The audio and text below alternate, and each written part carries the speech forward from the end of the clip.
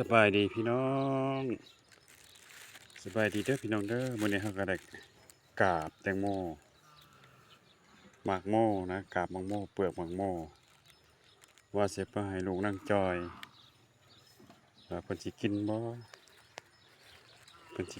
คันบ่กินแล้วก็สิเอาไปให้เป็ดให้ไก่ได้บัดนี้ตอนแรกก็ย่างไปก่อนลูกนางจอยก็สบายดีถ้าเถิกน้อยกินบ่กาบหมากโมเจ้ากินบ่เจ้าเคยกินบ่อ๋อเคยกินอยู่พุ่นน่ะ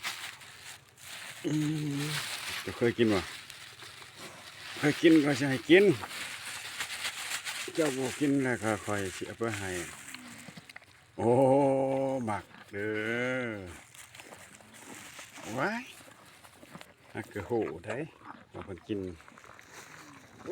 นกาบหมักโมพี่น้องมันก็หวานแหละเนาะ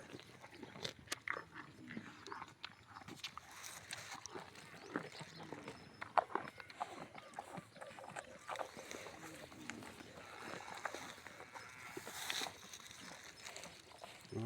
แซ่บดีหวานกรอบแซ่บหลายลูกนั่งจอยกินกาบหมักโมพี่น้องเอ้ย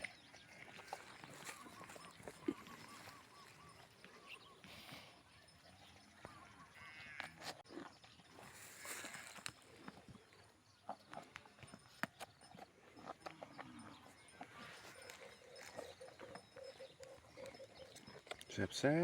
บโอ้ยคิดว่าเพิ่นบ่มักแค่เพิ่นมักเพิ่นชอบ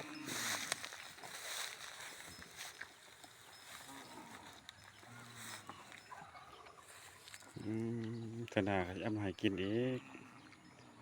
แต่ละมื้อเอาแต่หญ้าให้เพิ่นกินกับเฟืองแล้วก็ใส่เข้ามาเข้าใจ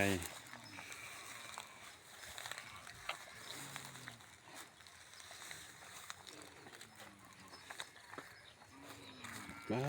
กินเกือบขี้ต้มเลยเกือบขี้ต้มมากินเลยแซ่บเลยแซ่บเลย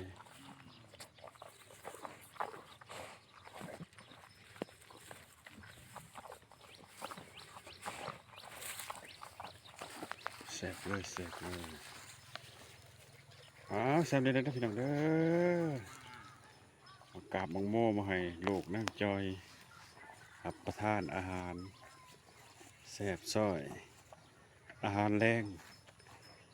ขอบใจเพื่อนสนิทมิตรสหายพี่น้องปองปายสุขุสุขคนที่เขาเบิ่งเขาส้มเป็นกำลังอกกำลังใจเนาะจบไปซ้ำนี่สำหรับคลิปนี้เนาะพี่น้องเนาะพอกันคลิปหน้าเด้อบ๊ายบาย